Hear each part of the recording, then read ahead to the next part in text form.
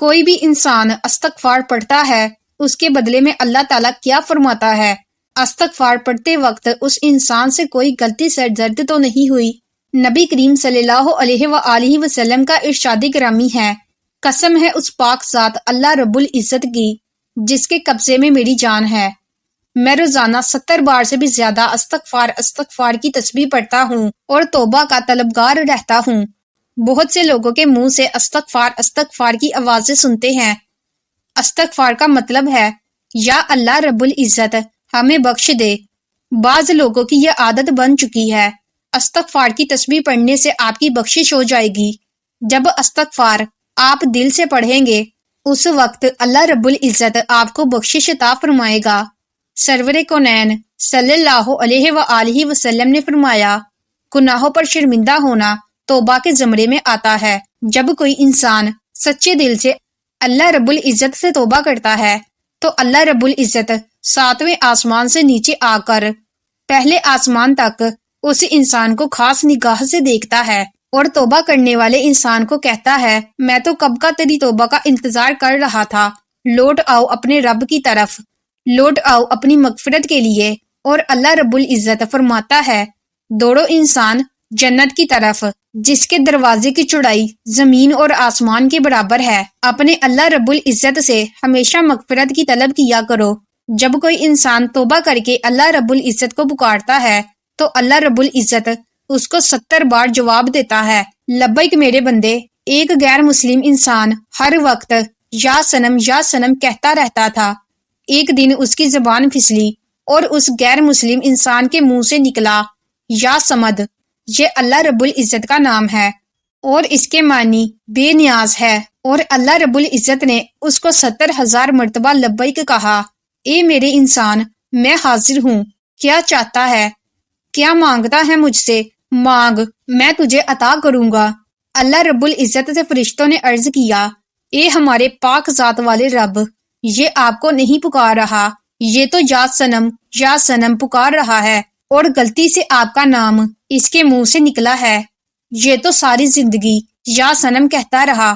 اللہ رب العزت فرشتوں کو فرماتا ہے، مجھے معلوم ہے یہ انسان مجھے نہیں پکار رہا، غلطی سے ہی اس نے اپنے رب کو پکارا تو صحیح۔ اگر میں اس انسان کو جواب نہ دوں گا تو اس انسان میں اور مجھ میں کیا فرق رہ جائے گا؟ اللہ اکبر۔ کوئی انسان غلطی میں یا بھول کر یا جان کر اللہ رب العزت کا نام لے تو اللہ رب العزت اس کا بھی ثواب اس انسان کے حصے میں ڈال دیتا ہے۔ اگر انسان کے منہ سے استغفار اور استغفر اللہ نکلے تو اس کا ثواب بھی اللہ رب العزت اس انسان کو عطا فرماتا ہے۔ اگر کوئی انسان سمجھے اس کے گناہ استغفار پڑھنے سے ختم ہو جائیں گے تو بالکل یقیناً استغفار پڑھنا چاہیے، اللہ رب العزت اس کی بخشش فرمائے گا۔ جو انسان اپنے دل میں یہ بٹھا لے میں نے استغفار پڑھنا ہے، اللہ رب العزت اس کی ہر مشکل آسان فرما دیتا ہے، ہر دکھ اور پریشانی آنے والی مصیبت کو دور فرما دیتا ہے، اس انسان کو وہاں سے روزی عطا فرماتا ہے جہاں سے اس کو یقین ہی نہ ہو۔ استغفار پڑھنا دلوں کو گناہوں کے زنگ سے صاف کر دیتا ہے اور اللہ رب العزت فرشتوں سے فرماتا ہے اس انسان کی روزی وسیع کر دے، اور یہ بھی فرماتا ہے اس کے پچھلے سارے گناہ بخش دیے جائیں۔ جب قیامت کے روز وہ شخص اپنے رب اللہ رب العزت سے ملے گا، اس کے گناہوں کا گواہ کوئی نہ ہوگا۔ حضرت حسن بصری رحمت اللہ علیہ کے پاس ایک شخص حاضر ہوا، اس نے اولاد نہ ہونے کے بارے میں دعا کرنے کی گزارش کی تو حضرت حسن بصری رحمت اللہ علیہ نے فرمایا، استغفار پڑھا کرو، اولاد اللہ رب العزت ضرور عطا فرمائے گا۔ دوسرا شخص حاضر ہوا، اس نے حضرت حسن بصری رحمت اللہ علیہ سے کہا، تنگ دست ہوں، روزی نہ ہونے کے برابر ہے۔ حضرت حسن بصری رحمت اللہ علیہ نے فرمایا، استغفار پڑھا کرو، اللہ رب العزت غیب سے مدد عطا فرمائے گا۔ پھر تیسرا شخص حاصل ہوا اور عرض کی، خشک سالی ہے، فصل نہ ہونے کے برابر ہے، دعا فرمائے اللہ رب العزت بارش عطا فرمائے۔ اس شخص کو بھی حضرت حسن بصری رحمت اللہ علیہ نے فرمایا، استغفار پڑھا کرو، تمہاری دعا ضرور پوری ہوگی۔ حضرت حسن بصری رحمت اللہ علیہ کے پاس بیٹھے ایک شخص نے ان سے پوچھا کہ مختلف آدمیوں کی مختلف حاجت تھی، آپ نے سب کا جواب ایک ہی دیا، استغفار پڑھو۔ اس کا ماجرا کیا ہے؟ حضرت حسن بصری رحمت اللہ علیہ نے قرآن مجید فرقان حمید کی آیت پڑھی جس کا ترجمہ یوں ہے: استغفار پڑھنے سے اولاد، باغات اور بارش عطا کرنے کا سبب بنتا ہے۔ تم پر اللہ رب العزت بارش بھیجے گا اور مال و دولت اور بیٹوں سے تمہاری مدد کرے گا، تمہارے لیے چشمے جاری کر دے گا، نہریں بہا دے گا۔ اگر انسان گناہ کو اللہ رب العزت کی نافرمانی سمجھ کر رد کر دے اور شرمسار ہو کر اللہ رب العزت سے معافی مانگے اور آئندہ کے لیے گناہوں سے توبہ استغفار کرے تو اللہ رب العزت اس انسان کو اپنا محبوب سمجھتا ہے، اور اگر کسی انسان نے کسی کا مال چرایا ہو ان ورثہ کو واپس کرے، نماز قضا کی ہو نماز ادا کرے۔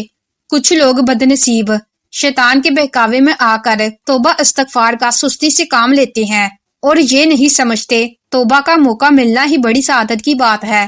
کچھ لوگوں کو توبہ استغفار کرنے کا موقع ہی نہیں ملتا اور وہ اس دنیا فانی سے کوچ کر جاتے ہیں۔ یہ چند دن کی زندگی کا کوئی بھروسہ نہیں۔ ہمیں توبہ استغفار کرتے رہنا چاہیے۔ قرآن مجید فرقان حمید میں اللہ رب العزت ارشاد فرماتا ہے، توبہ استغفار کرنے والوں پر اللہ رب العزت رحمت کی بارش عطا فرماتا ہے اور ان کے مال و رزق میں اضافہ فرماتا ہے۔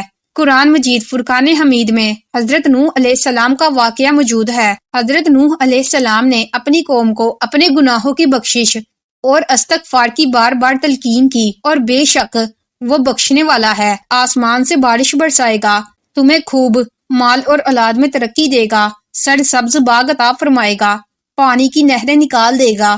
خوشحال زندگی کا ذریعہ استغفر اللہ اور توبہ استغفار ہے۔ حدیث مبارک صحیح بخاری میں اللہ رب العزت توبہ استغفار کرنے والوں سے اس قدر خوش ہوتا ہے جیسے گمشدہ اونٹ ملنے پر مالک خوش ہوتا ہے، اس سے بھی زیادہ اللہ رب العزت توبہ استغفار کرنے والے سے خوش ہوتا ہے۔ ہم سب مسلمانوں کو چاہیے دل سے استغفار کرے، نماز روزہ قرآن پاک کی تلاوت بار ترتیب اور سچے دل سے پڑھے۔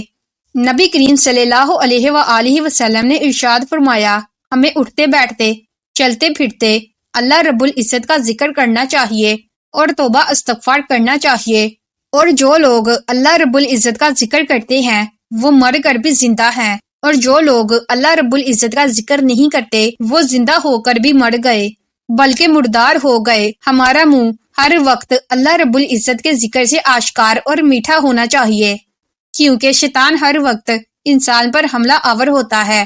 اگر انسان اللہ رب العزت کا ذکر کرتا ہے تو شیطان اس انسان سے ڈر کر بھاگ جاتا ہے۔ ہمیں چاہیے ہر وقت توبہ استغفار کریں اور درود پاک صلی اللہ علیہ وسلم کو اپنی حفاظت کے لیے 24 گھنٹے پڑھتے رہنا چاہیے۔ اور ہماری اللہ رب العزت سے دعا ہے کہ اللہ رب العزت ہر انسان کی توبہ قبول فرمائے، اور اللہ رب العزت ہم سب مسلمانوں کا حامی و ناصر ہو۔ آمین ثم آمین۔